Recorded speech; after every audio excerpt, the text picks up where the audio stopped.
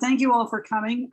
Tim McKee was to be moderator today, and his wife had an accident. I think they're not able to come, so I'll just step in. The presenters are myself, although I will be stepping aside for a newly arrived gift from the gods who showed up on the candidate cafe, who happens to know what he's talking about. We'll introduce him in a bit. Also, Jim Becklund, who is co-chair of the Forming Elders Caucus, and Mary Sanders, who is another member of the caucus. They both have a substantial bit of information. I think a lot of people think, oh yeah, you get to this age and you get these programs and there's all this stuff, and then you find out what it really is like. Oh my gosh. So so the purpose of the caucus, basically, before we introduce, we want to start with the question poll. 3-question poll to learn a little bit about our audience. And I guess I'm not sure quite how this works. The way it was set up was to, maybe we'll just do shows of hands. You can type in yes, 1 for yes, and no for no. Seeking some information as to how that might work best for people. Do you want to just do hand raised? Do you know how to do that, or try to type in something? Do we have the poll option, Cynthia? I'm not sure this has that. Okay, in that case, let's just do a quick show of hands, and this is more just like an FYI to get people thinking about issues. But so if you just raise your hands or use the hand raise function, and I'll go through yes or no. How many of you here are 60 or older?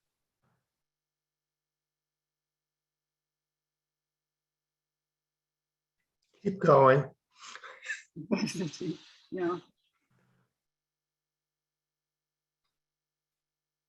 So I'm not able to count that easily. If somebody wants to do that counting, they can. I see 8. I would estimate about 16 or more here. I'm not seeing, they're not counting how many people are here. So say about 16. How many are not? How many are younger than 60?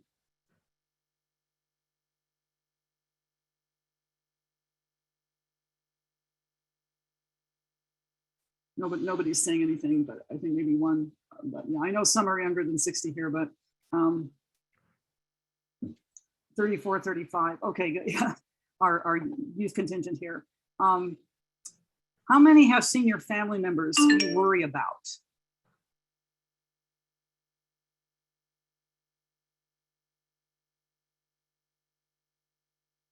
Or maybe the senior family members who might need special care or who have health issues.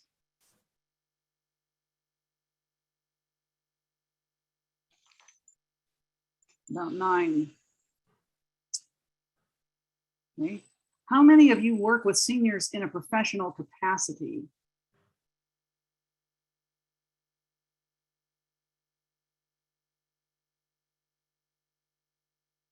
Just a couple.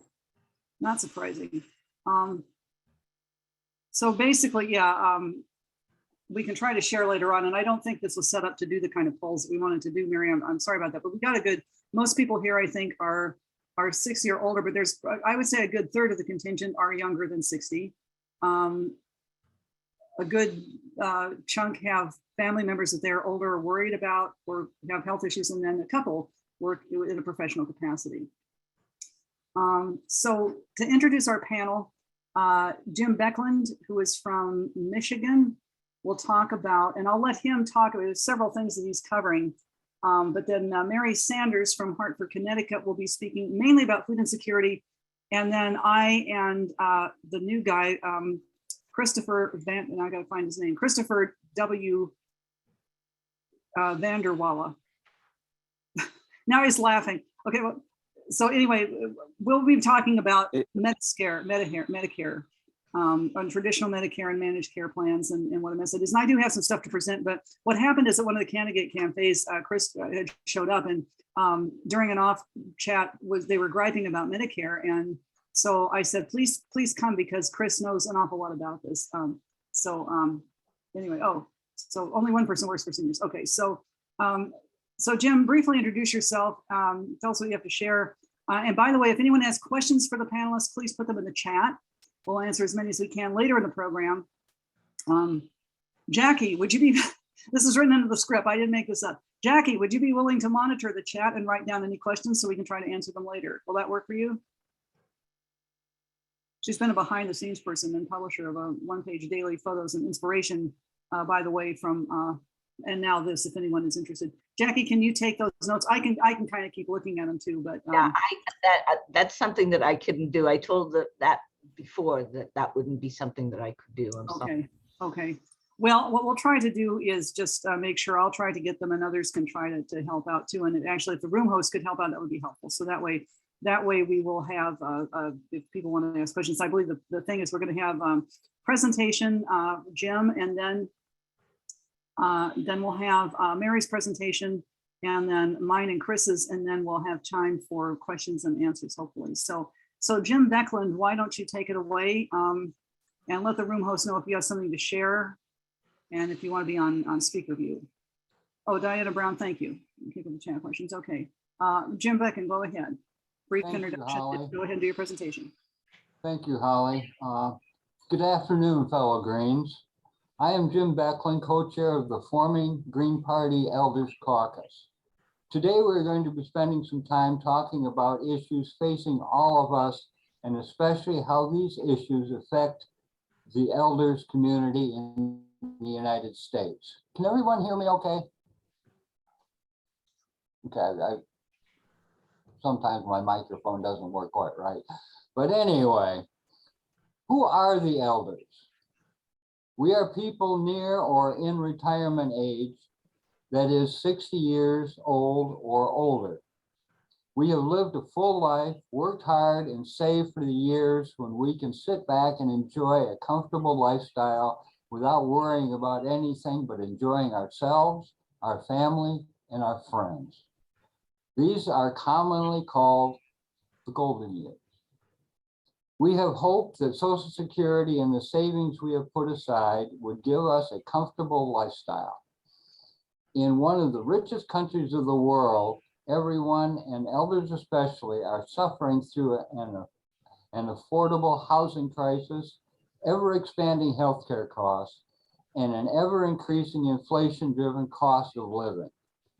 Whether it is the soaring cost of housing, ever-increasing grocery bills, or the ridiculous increase in the prices of gas at the pump, or for home use, elders across the country are feeling their Social Security and savings drained more and more each day.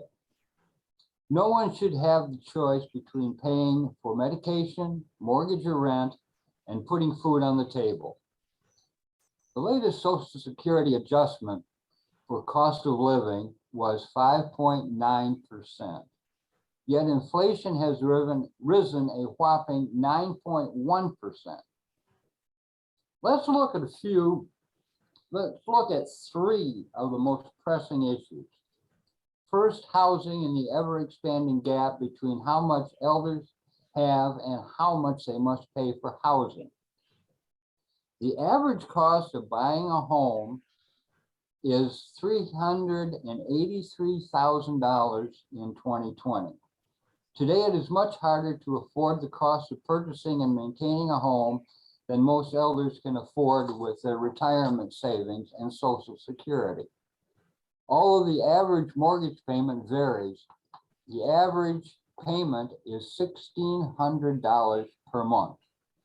We must not forget that there are 44.1 million renters, which 9% or 3.9 million are those 65 years or older. Although renting is less expensive than owning, the average rental fee is still $1,216 per month for a one-bedroom apartment. One demographic we tend to overlook is the mobile home ownership. Although a person may own the mobile home outright, they still must pay rent on the plot of land underneath it. As of February 2022, there are 3.2 million elders living in mobile home parks.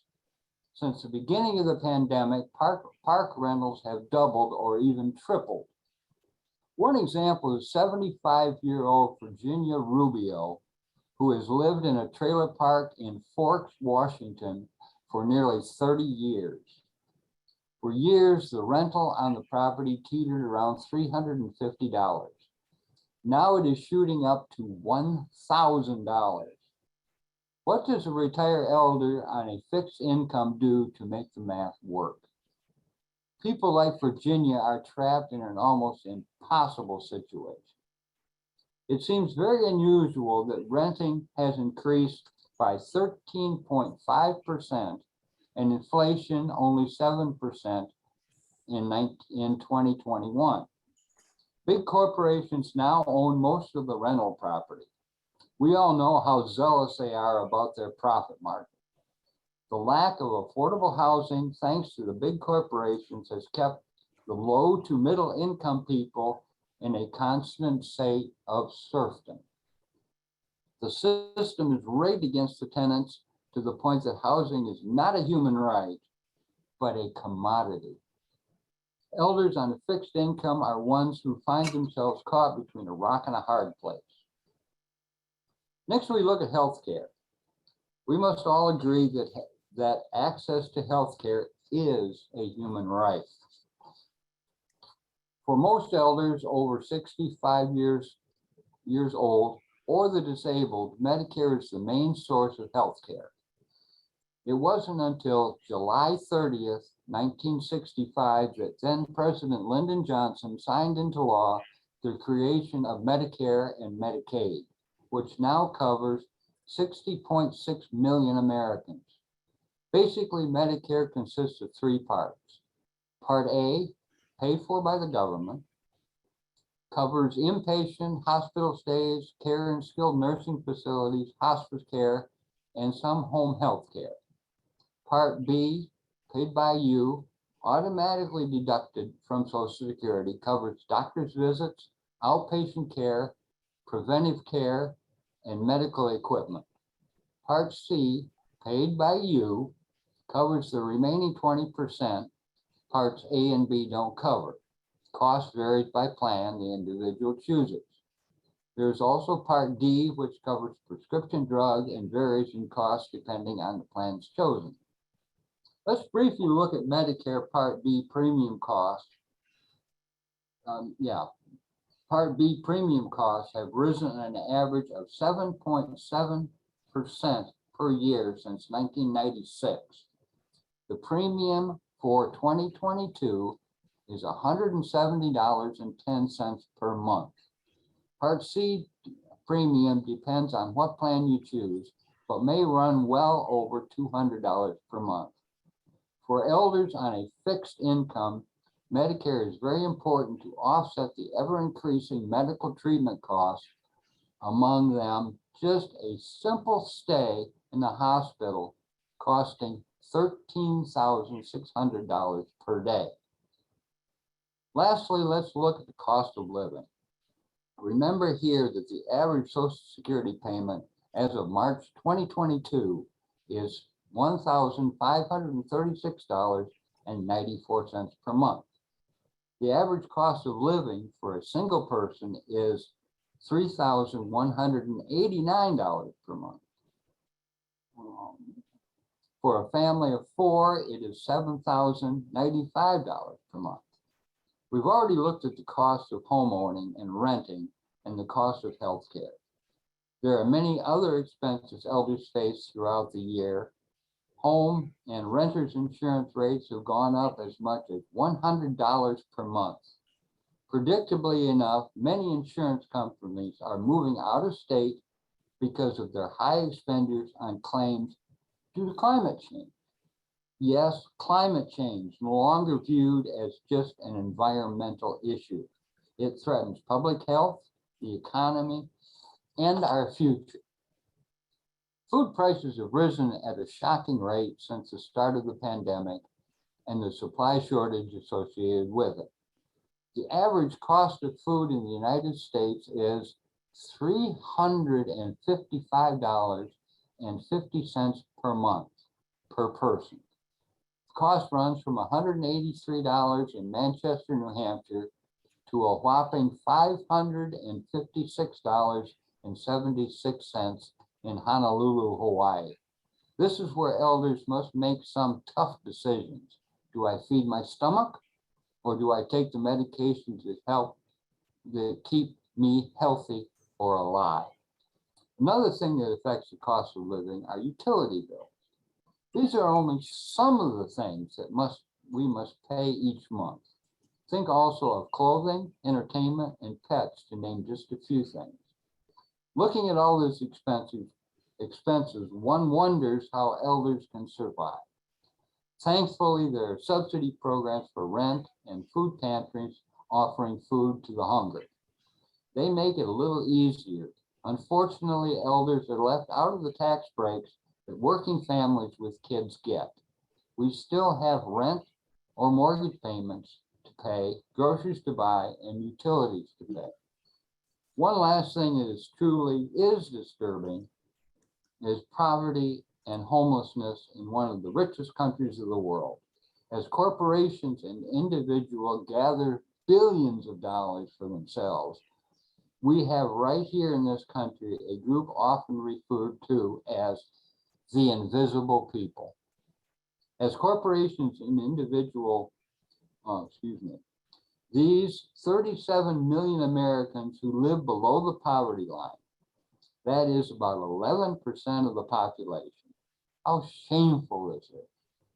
Corporate greed and how the wealthy elite suck up every dollar they can, taking advantage of an economic system they help to build to benefit themselves. While the elite get richer, 4.9 million elders live below the poverty level. Official U.S. poverty guidelines are one-person household, $13,590. Remember, the average Social Security payment is $1,536.94 per month. Poverty has a side effect. You see it on the streets and parks of major cities.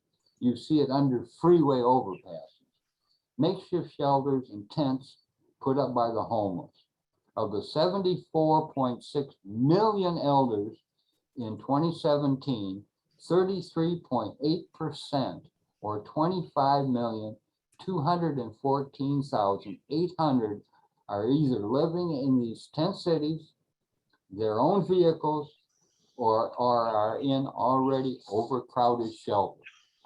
We have a serious problem of the most vulnerable people, the elders, who in their younger years have helped make this country thrive and are now living a deplorable lifestyle that should and can be fixed. At this point, very little has been done to help cure the problem. Elders in need are often ignored or treated much like garbage that can be picked up and shoveled aside. Thank you. Thank you, Jim. Some good statistics and a lot to work in, of course. And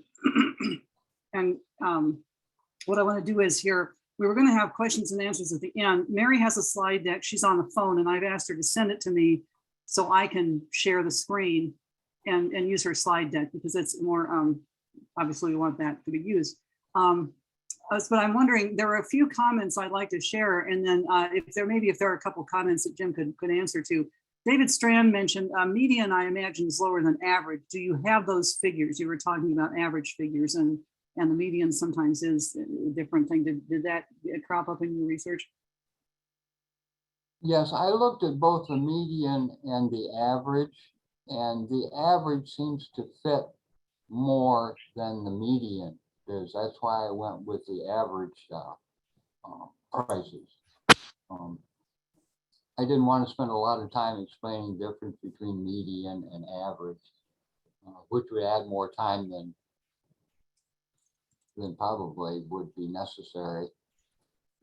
Don't want to bore people, basically. So I went with the average first.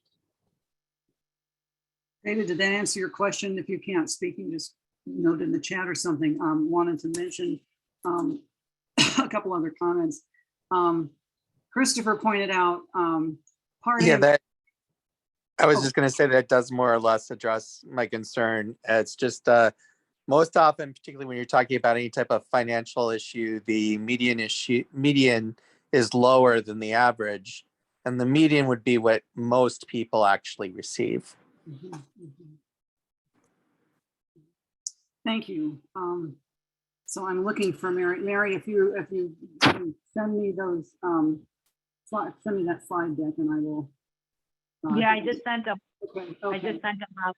okay. Oh my gosh, okay, so now I have to, Excuse me just for a second. I Yeah. want to address Christopher's I was just gonna say, comment in the right chat. ahead. Yeah, please go right ahead. I was gonna say that next because I'm getting, yeah. Yeah, I agree, Christopher, that my overview of Medicare was very basic, and it didn't really, might not jive, but I know Mary is going to be addressing it more accurately and in more detail than I did. So yeah, I do apologize for the little bit of confusion. No, I just wanted to add it in for clarification for anybody who may not know. Thank you. Oh, shoot. I'm trying to download several of these at once here.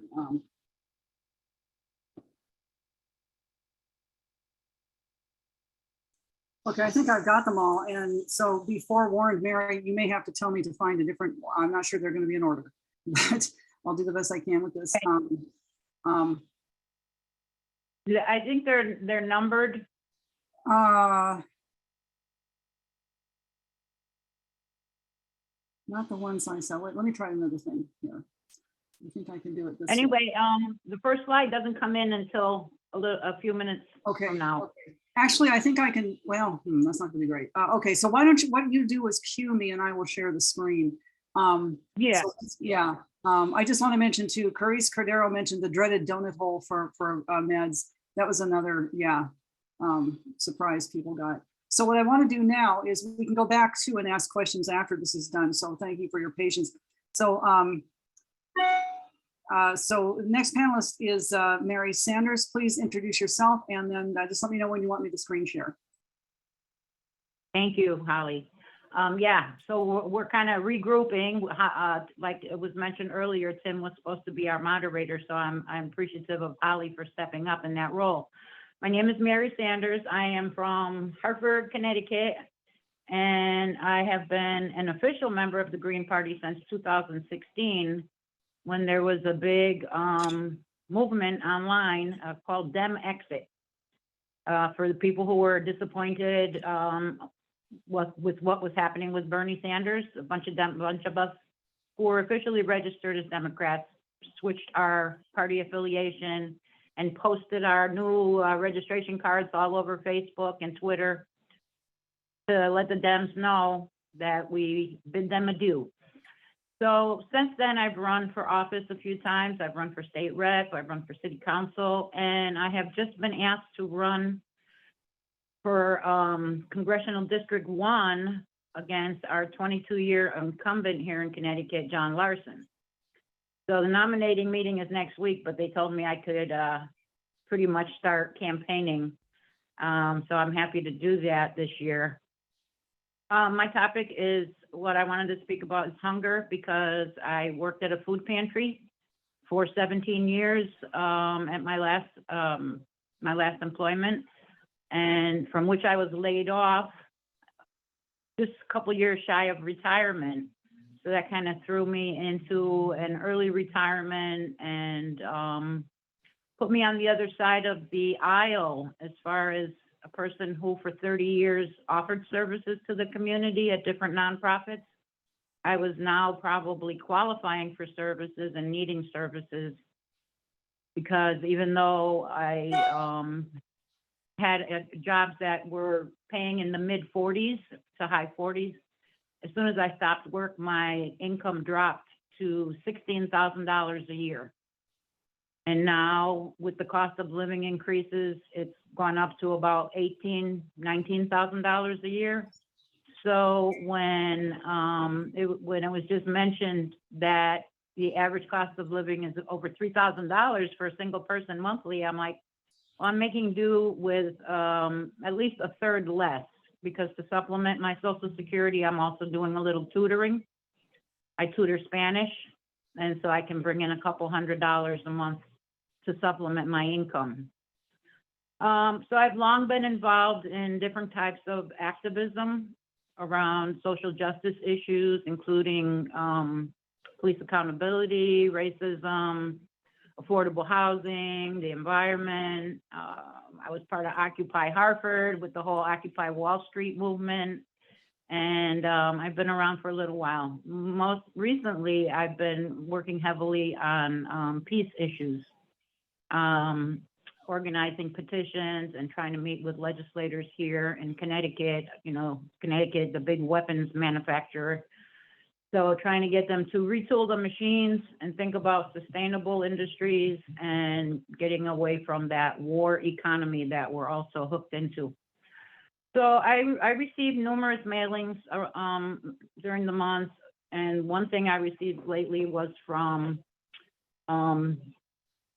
Bread for the World, and they talk about global hunger surges in the summer 2022 publication. And their president, Eugene Chow, says, "We are responding to the surge for hunger here in the United States, as well as around the world. With rising food prices, more and more households are struggling to get enough to eat. Food banks report growing lines of people waiting for essential food. And Bread for the World, Catholic Relief Services, state food banks, and other numerous charitable organizations have been urging Congress to expand access to nutritional programs, both here in the States and in other countries." Reverend Cho added, "This is the most severe hunger crisis in the century." And according to a fact sheet that they had, they said the federal food insecurity data released a few months before the pandemic indicated that more than 11% of US households, many of these with children, many of these with seniors, were food insecure at some point during the year and did not know where their next meals were coming from.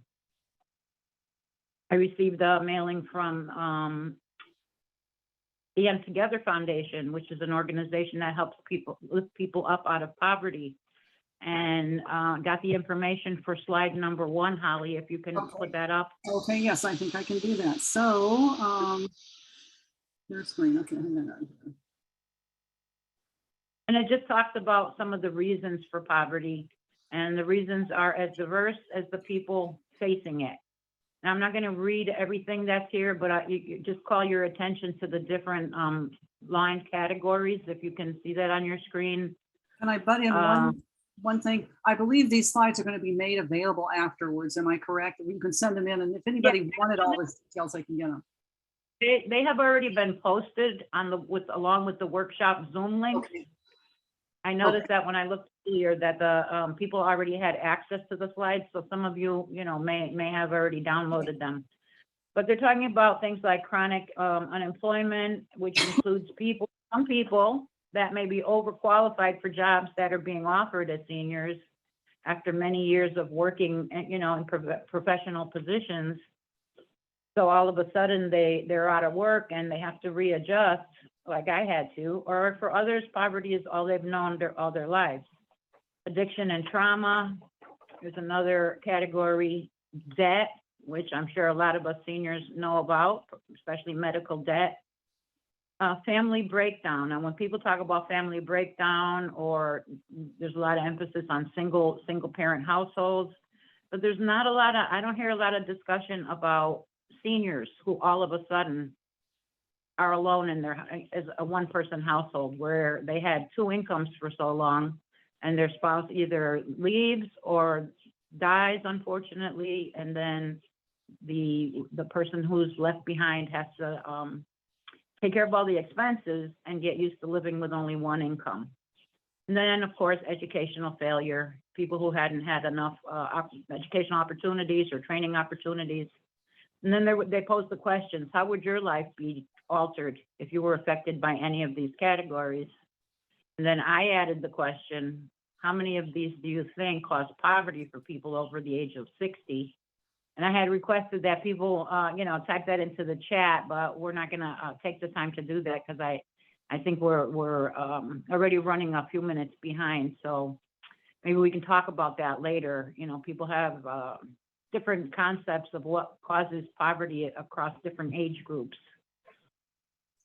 When I was doing research for this presentation, I accessed a report from Feeding America, and they talk about the state of hunger in 2020, which sheds light on the extent of food insecurity for seniors age 60 and older in the United States during the first year of the COVID pandemic, and continues to show how food insecurity affects seniors differently based on demographic and socioeconomic characteristics, as well as geography.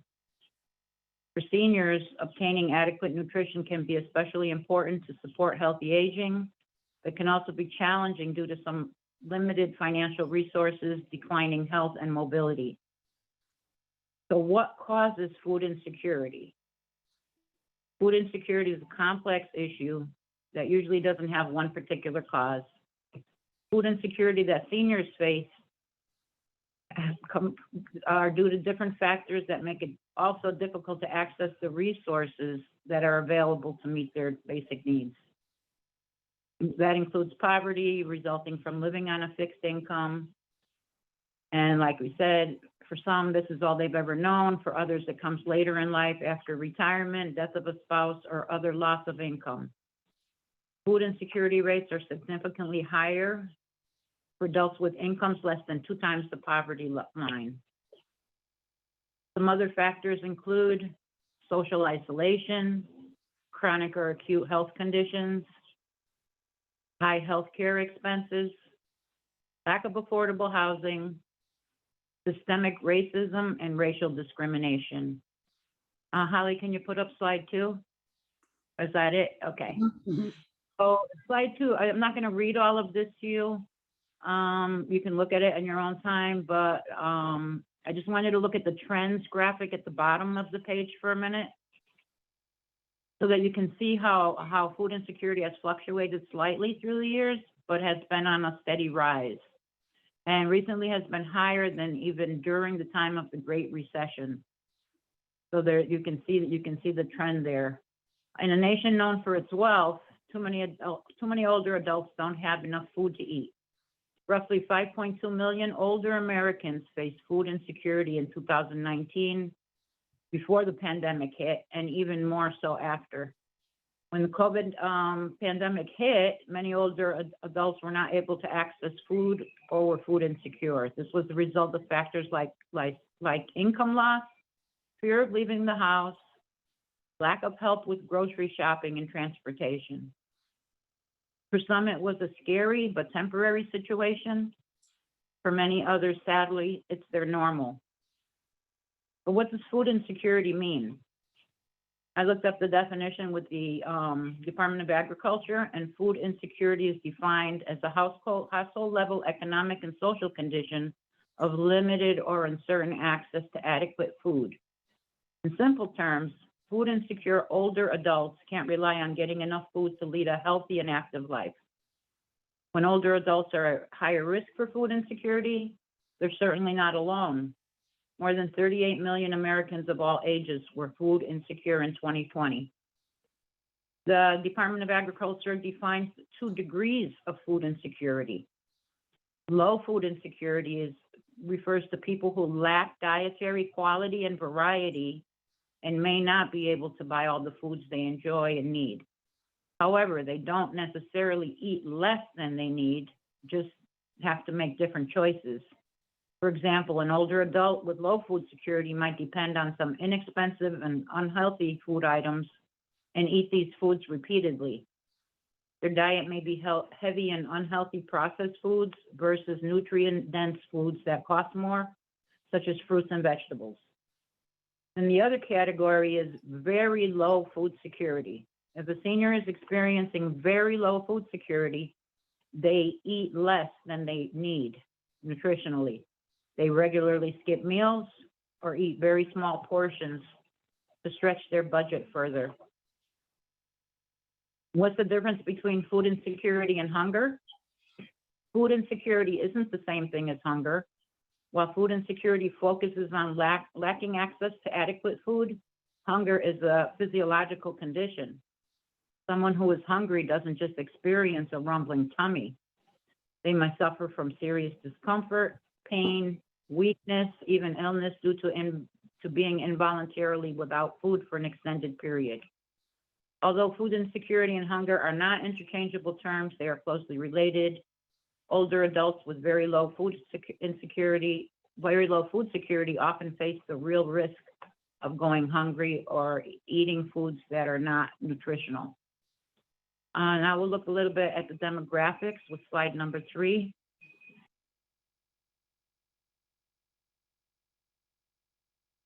It probably wouldn't surprise you to know that households of color are more likely to experience poverty and food insecurity.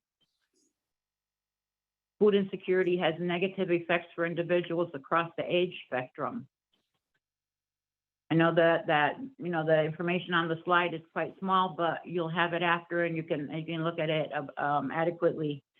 But additionally, some seniors experience food insecurity at higher rates, including seniors who are identified as Black, Latino, Native American, have lower incomes, are younger, which surprised me. The age group 60 to 69 is the most affected senior group.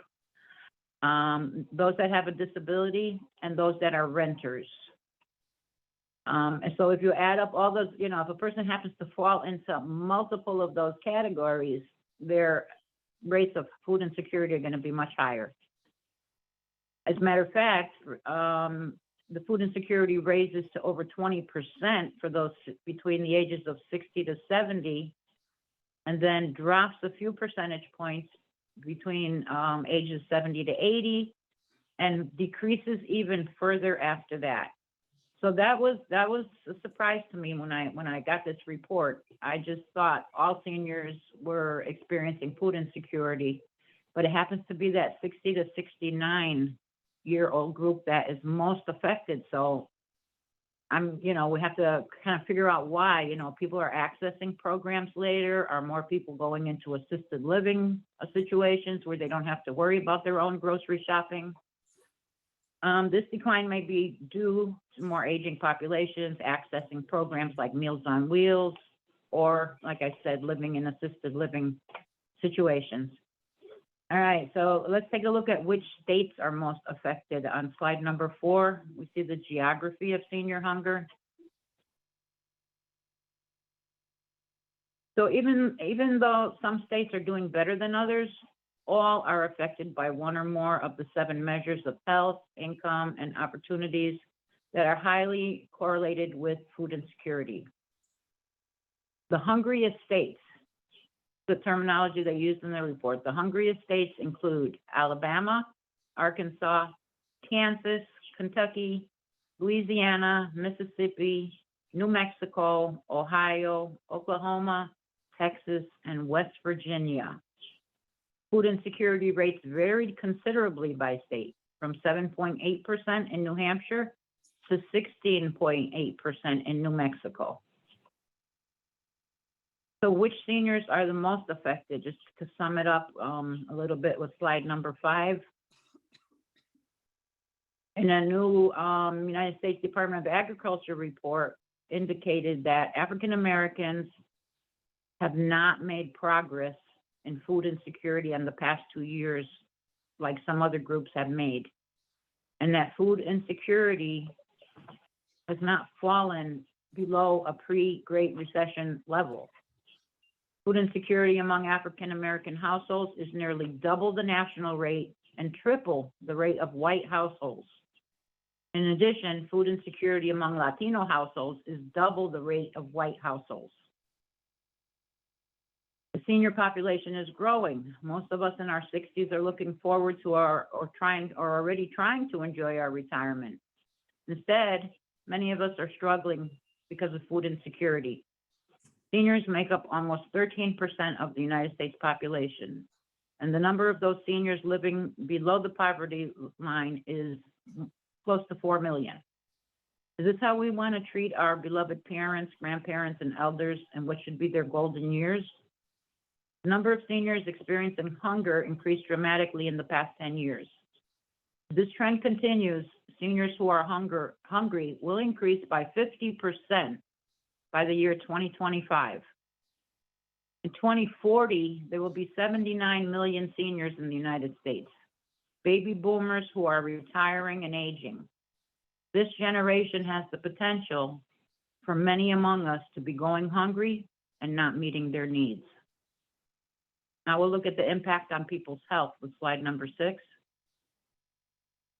Food insecurity impacts on senior health. Food insecurity among seniors age 60 or older in the United States has a negative impact on their nutrition and health.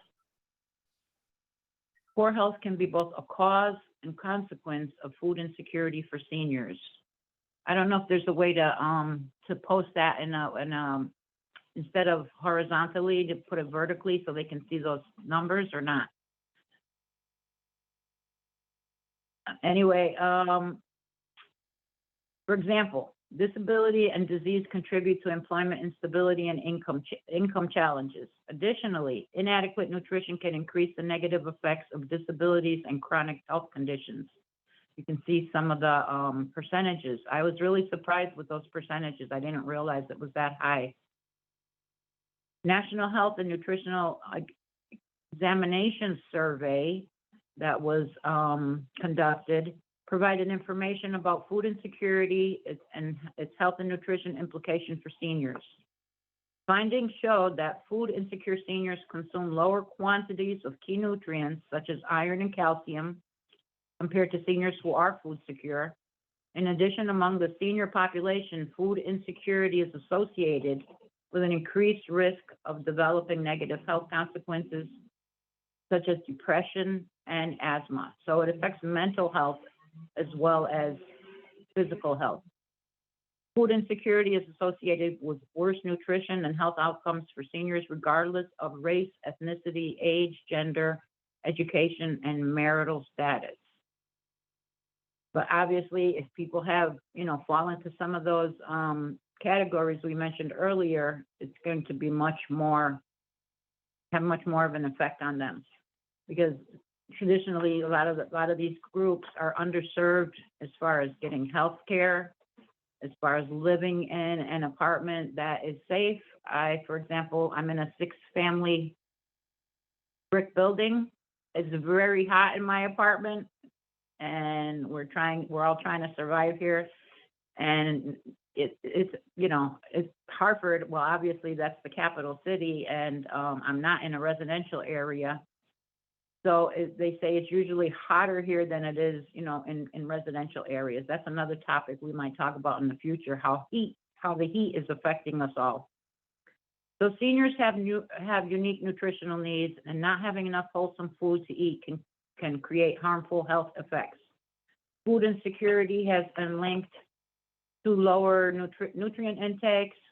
Older adults with food insecurity consume less key nutrients such as protein, vitamin A and C, magnesium, calcium, and iron, and these can lead to malnutrition, vitamin deficiency, and chronic disease. Seniors who are food insecure are 65% more likely to be diabetic. They're more likely to suffer from conditions such as congestive heart failure, high blood pressure, asthma, obesity, and gum disease. A lot of people don't make that link between obesity and food insecurity, because you see a person who's overweight and you assume they're eating enough. The fact of the matter is they're eating unhealthy choices that put that weight on. And these poor outcomes are not just the result of the poor nutrition. Often older adults with food insecurity choose between buying food and visiting their doctor and paying for medications.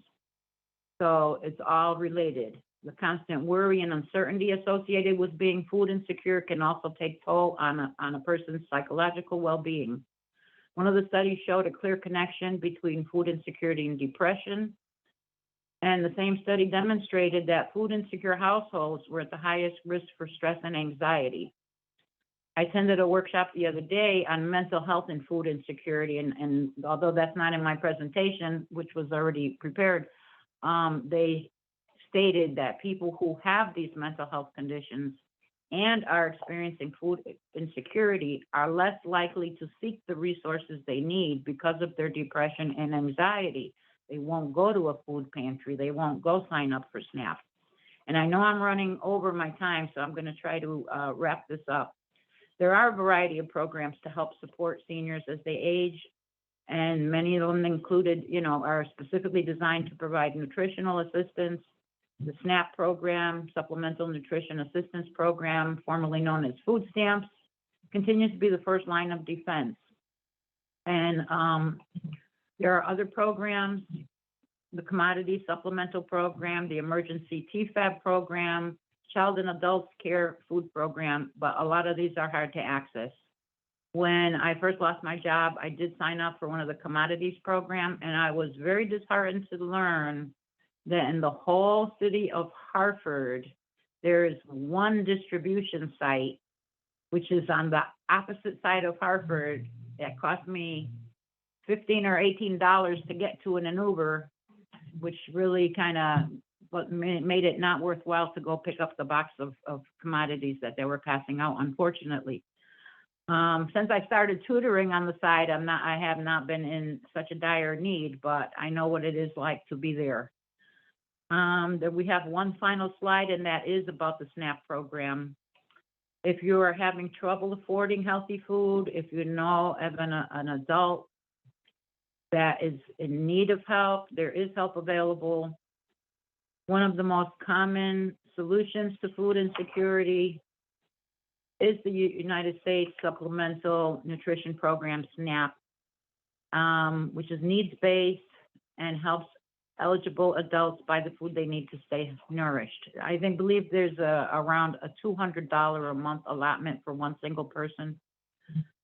And of course, it's a sliding scale, it's based on your income. So a lot of people who are eligible for SNAP, but are told that they're only eligible maybe for $30 or $40 a month, they don't want to bother signing up for it because it is a lot of paperwork, constant paperwork, because people have to go through this renewal cycle every 3 to 6 months.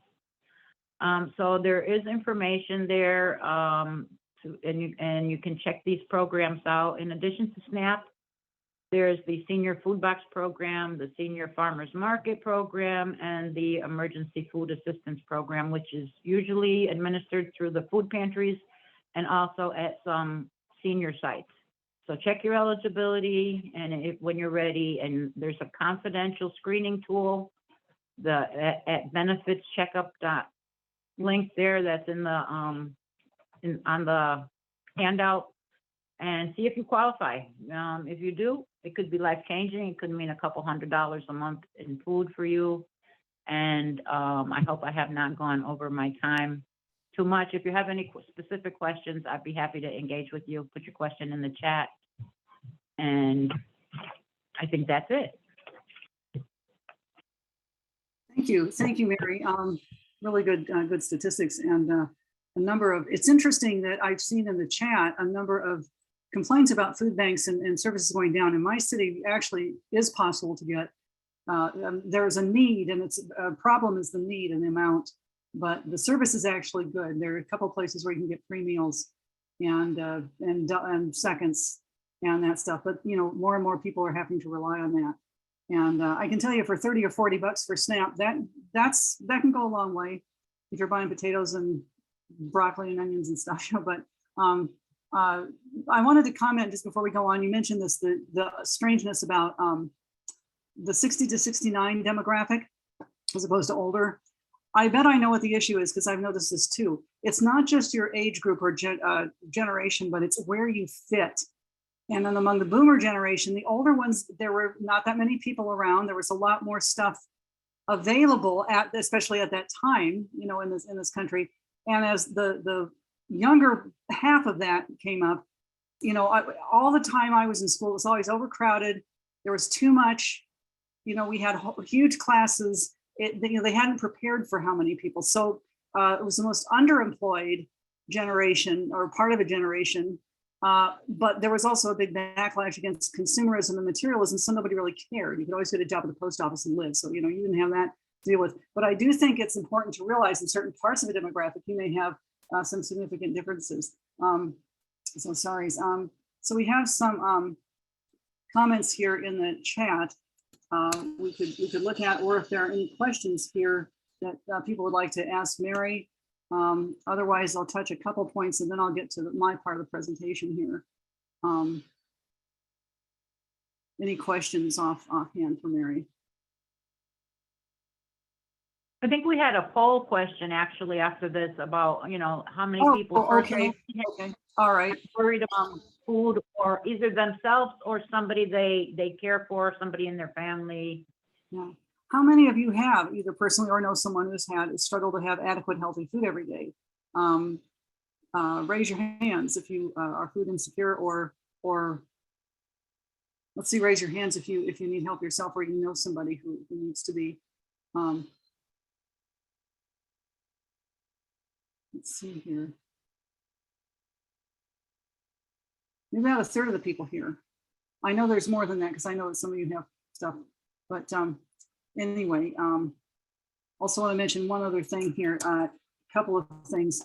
In some places, they're not telling people about services or food stamps. It is a lot of paperwork, but yeah, you do have to kind of be a put bill sometimes and ask about services and what is there.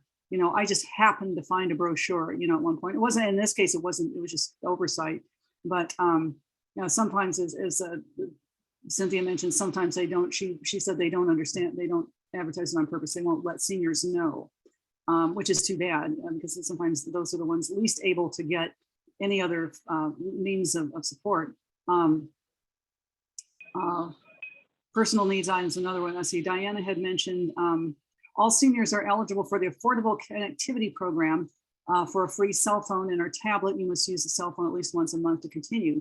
That's one good, thanks for letting people know there. And I think also mentioned that they weren't eligible for SNAP in California until a year ago. I don't know what they were doing. Cannibalism, perhaps, I don't know. So if there's nothing else, I'll go ahead and present what I had here, which involves a visual aid. And this is only about a third of the size of what, oh, you can't see it, too bad. Well, you can just kind of get an idea of what is going on here. Here's all the choices you have for Medicare programs you can take. Ta-da, ta-da, ta-da, ta-da. Let me see, there's at least, there are hundreds, possibly thousands, and all kinds of addresses and all kinds of information, but some of it not what you really need to know. And even the people, and in my town, I think they were sincere, but they didn't have all the details either. It was absolutely ridiculous. Let's see. Oh, one other thing, Christopher says they're likely with the 1950 program. You can talk about that in a bit. But I did want to mention a couple things about Medicare. So I was on briefly because I lost my job. My department was cut, and because you're over 40, forget it. Even if you have relational skills during a recession, there's nothing. So I was lucky to get a part-time job, but I didn't have a lot, and I was on state Medicaid for a while. When I became eligible for Medicare, or for Social Security, even though I can't take it yet, it would be stupid for me to take it because I lose quite a bit. And I was in kind of a weird situation. So I wanted to not take it right away, but you're still considered to have this income, even though it barely covers the cost of your Medicare Part B. So was lucky to have savings. I paid for Medicare Part B. And I also paid for another supplement. Now, Jim mentioned Part C, and I'm not even sure what that is, but there are a couple things I wanted to mention about this. Let's see, where's my Medicare? Okay, so there are several. There's Medicare Part A, which is basic, that's covered, and that's covered for everybody unless you make more than a certain amount, then you pay something.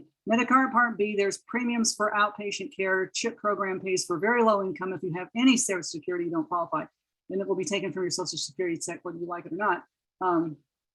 Automatically deducted unless if you're not getting Social Security, you pay for it. Now that covers certain things, but there is a deductible. Part C, I'm not sure if was the blanket to cover everything else. Part D is prescription drugs, which you are going to need probably. So you take that, and that depends on who's selling it. It depends on what state you're in and what drugs you have. But that you also pay in addition. Then there are parts F and G. I strongly recommend, even though they cost more, you should try to get on Part G. Part F is no longer available, but Part G is overage. Oh yeah, it doesn't pay for everything. There's overage.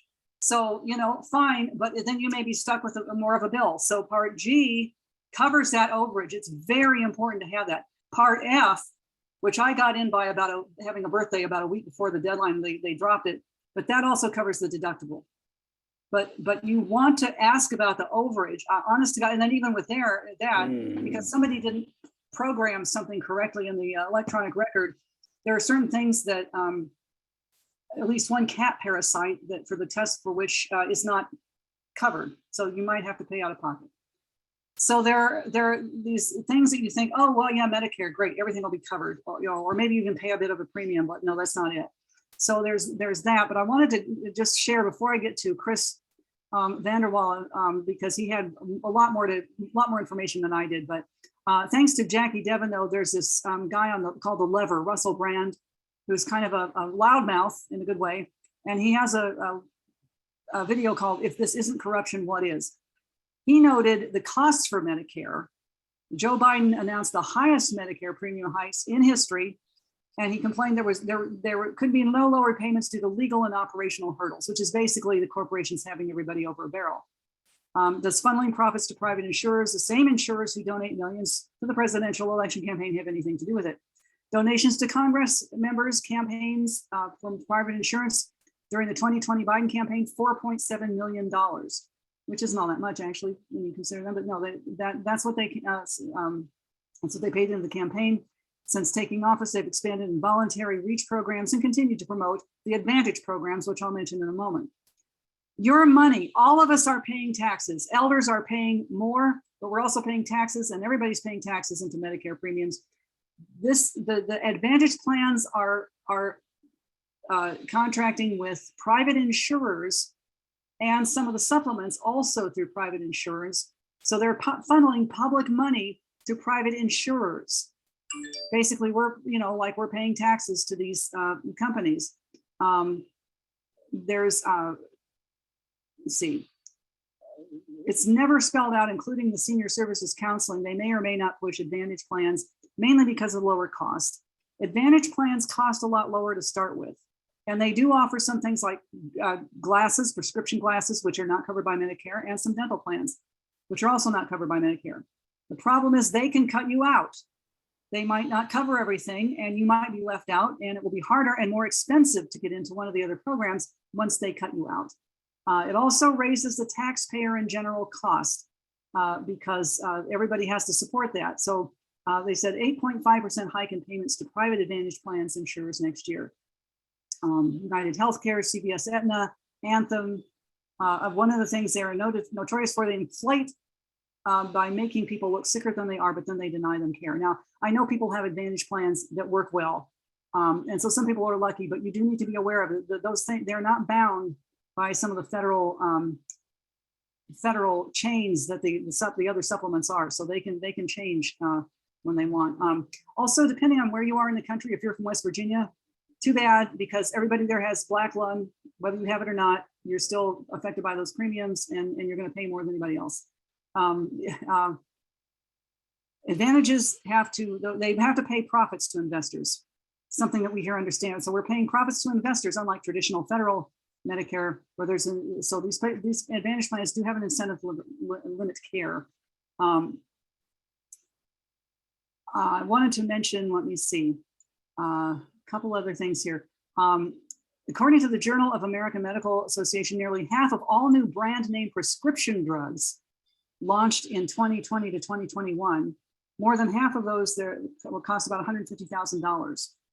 From 2008 to 2021, the launch prices for new drugs increased exponentially by 20% per year. Originally, from 2008 to 2021, drug prices would be $2,115. That's 2115. By 2021, they were $180,007, $180,007 a year. That's the increase in prescription drug prices, astronomical. So again, for traditional Medicare, plus you'd have to get you buy some of that, then you buy prescription drugs and then anything else to ensure what is there. I did make I called it racketeering. I also mentioned, people talk about socialism and compare this with the socialist countries where they do have some kind of, and it's never, people always gripe about everything, but, we have our platform talks about pension reform and talks about the need to detach from utter profit motive annuities and such, because there's some danger in that. So I mentioned, well, as far as socialism goes, this doesn't look like any socialism I can think of, except a very well-known one where they might have figured that, we were just useless eaters and they can grind us up and eat us. But National Socialism, I think, is what this looks more like, if we know what that is. So that's, sorry, that's a bit discombobulated. I was actually not planning to do anything for this and didn't want to, except, Starling says, unless you have nothing. If you don't have money, if you're under a certain level, you can get help to pay for Medicaid. You can get that help. But the thing is, if you have any teeny tiny thing at all, you don't get that. It's not like Medicaid. There's nothing. So you really are kind of over a barrel. But I did want to introduce this in our candidate cafe, and I will just mention, please look on the Eventee board and you'll see more of these. There's going to be one tonight and then tomorrow night and Sunday morning. They've been going nicely, I think. But Christopher M. Vanderwall showed up and is more of an expert on this. Well, I shouldn't say more of it. I said an expert on this stuff. And I'd like you to talk a little bit about what you were talking about and add to what I say or correct things or what you think would be important for people to know. Because this is one of these treacherous things. People go, oh, gee, I got the wrong program. Oh, duh, you're screwed, Yeah. Anyway, go ahead. Well, and it's also to discuss, from my experience, the elder industrial complex in terms of care, because this is something that is not typically discussed and known by a lot of people. And it is basically the warehousing effect that has been going on.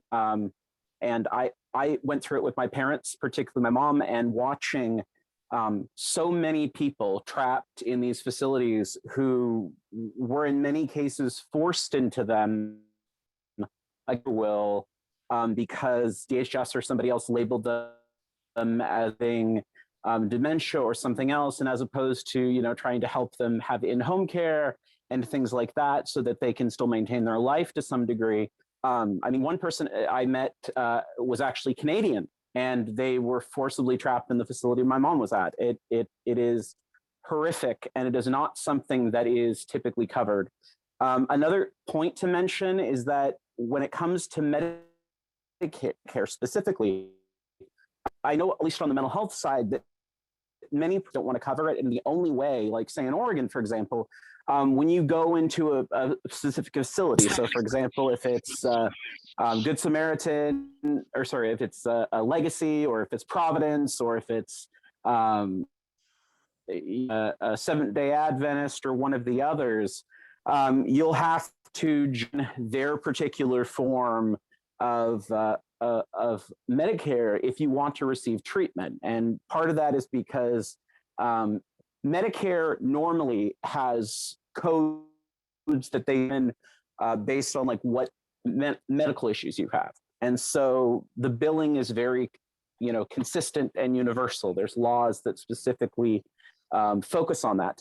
And if you have anybody or anybody that has a knowledge of that, like I have a friend who specifically works along with her mom at a hospital, working on doing those codes and working with the insurance and things like that. And Medicare is actually quite consistent. The problem is that the amount that's paid is not the amount that a lot of professionals want to be receiving pay-wise, and there are other factors. So a lot of folks aren't, which is why we also have this very large mental health problem where folks who get older are really trapped. And this is especially bad for folks who have, for example, things like PTSD and depression, and when folks get isolated. Another thing that I had mentioned previously, and I think Holly was, sorry, did you have a question? I will. Finish. I have a By question. the way, Oh, folks, okay. we have only a few more minutes, so maybe about 5 or 7 minutes. So Okay. sorry we went on too long, but yeah, this is actually extremely helpful. So thank you. Okay, yeah, and I'll quick try to finish up. So what I think Holly was having me talk, wanting me to talk about additionally is in terms of family planning and other settings, when you are dealing with family, I know in my case and many others, folks are having to live together, kids are not able to leave the home. You know, you've got these desperate living situations like I was with my parents. And one of the problems is that if you need Medicaid, for any, there is an underlying problem, which is that if you take those benefits, it unfortunately in most cases not really charity or an assistance program like we think it should be. In fact, it's more like a loan, because if you die, and the state have specific regulations and that enable you to say like inherit your house or something. The parent will their assets will basically be, you know, say there's still a loan on the house, the bank will get the first run of it, and then the rest will go to whatever was owed or due to Medicaid, for example, and kids be damned. So unless you plan everything out. Another to note is when it comes to Social Security, if folks don't have preset medical plans in place, Social Example will not accept a durable power of attorney. So you have to have the specific paperwork through them. Everything has to be incredibly detailed and documented. And if you don't have every little thing done, you'll end up in a situation like I did where they will effectively tell you that you can't do anything. And now, if the person is cognizant enough to be able to help and be able to fill out paperwork and give those kinds of verifications, it's good. But ultimately, from my experience, the bureaucracy there is seeking to punish, less assist. I don't think necessarily the folks on the baseline are trying to do that, but it is fundamentally a problem. We're probably close on time. Yeah. Holly, I don't know if there's an opportunity at a different point for doing some kind of event like this to try to help folks have more information. I'd be We've more already than willing talked to about assist in that. I was already saying, because I was kind of panicking. I was hoping to have someone more of an expert and do this. And I think one of the things our group would like to do is sponsor something, because this is one of these landmine things, and you really see up front, as you don't really see beforehand, just how vicious. I said national socialism. Who the hell gets? It's like you read that book about the cockroach guy, Caucus. It's like, what the heck? Who came up with this crap? So I think it would be good. And what I'd like to do is, we have your information, I know, but if anybody's interested, please put your name now or email in the chat room. If you put in the chat room, we can follow up if people are interested in this kind of, I think we also know who has joined this. And so we can follow up if we want to do another, because I think there would definitely be an interest in much more of a guided tour of all this mess. And if anybody has any questions for me specifically, I will leave my contact information in the chat to if you folks want to reach out to me. Oops. Thank you. Yeah, and I think I think we can get Jackie, I heard you. I'm going to ask a moment, but we're running out of time otherwise. Yeah, sorry. Yeah, no, I was going to call on Ely. This would be about the last chance we have. So Ely, if you can ask, I think we're almost out of time, but go ahead, Ely. Ely Arden. Did you call on me? Yes, Ely, go ahead. I can confirm everything that I said here because of my monthly meetings of the elder group, Somerville, Cambridge Elder Group. The thing that is not mentioned here is that this is an industry.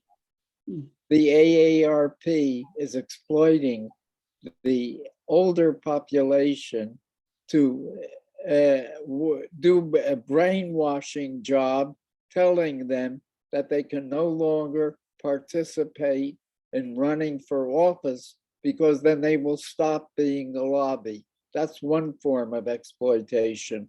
The most common form of exploitation, however, is elderly housing in Cambridge, which isolates the elderly from the general population.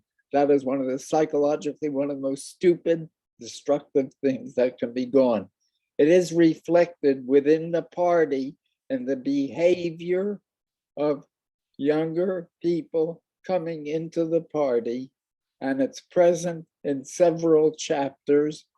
People like the person who talked me into joining the caucus, Herlihy, she was the one who talked me into joining it as a safe place to speak. She stopped going to meetings because of the prejudice. Other people just stopped going to meetings of their chapters because of the concealed dismissiveness. This affected leaders of the party like Mel King, whose status was very high. As soon as he got to a certain age, people stopped paying attention to anything he said. He was one of the most brilliant strategists and remains that. That's it. Thank you. Yeah, gets to be I think, as mentioned, Ilya is our most senior, I think, almost making the century mark.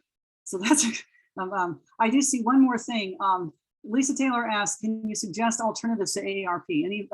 I can't. I almost joined them because they were cheaper, Plan F. Yeah, no, I don't know anything. I could help you if you wanted an alternative to the NRA. If you wanted a socialist rifle association, but I cannot unfortunately help you with an alternative to AARP. I don't know if one exists, but I would suggest looking in your local area and checking to see. And maybe as a suggestion, maybe that's something we as Greens need to look at, particularly as part of the Elder Caucus, since there is a lot of issues that folks do not have access to, and information is desperate and incredibly scarce. So I think that's something we need to actually talk about and work towards within this community. Well, thank you very much. I'm really glad that you stopped in, and I'll just mention the Candidate Cafe again because I'm shamelessly plugging it. Thank you very much, and thank you, Jim and Mary, for really excellent work in statistics, which are always a shock to a lot of people. We're about ready to leave. Holly, can I just say one quick thing? No, it's got to be quick. Yeah, that John Rensenbrink would be here with us today. He's the other elder at 94, but he's sadly in the hospital right now. Oh yeah, we don't want to forget him too. That's one of the founding members. So anyway, I just want to thank everybody for Jim and Mary and Dee Taylor and Jackie and others on the caucus who worked hard on this and helped out. It's time to start wrapping up. We can get out of here in time. Thanking the panelists. I'd like to also thank the annual meeting committee, Dee Taylor and Tama Yeager, for inviting us to participate. Thanks everybody for coming in here, spending your afternoon with what was kind of probably a boring and uninteresting kind of topic, but something you just have to deal with. So, and if you're, what is it, 60 is a cutoff age? If you're older, you can come and join our caucus. I think is it elders@gp.org. What is the? It's in the chat. Okay, it's in the chat. Okay, so you can go ahead and apply to join. And thank you. And so thanks. I hope you enjoy the rest of the annual meeting. And thank you for joining us. And thank you, Cynthia, for hosting the room. Thank you all for helping us out. Thank you. See everybody in the everyone. next Good the next night. panel Take coming up care. here in a minute. Thank you, Christopher. That'd be great.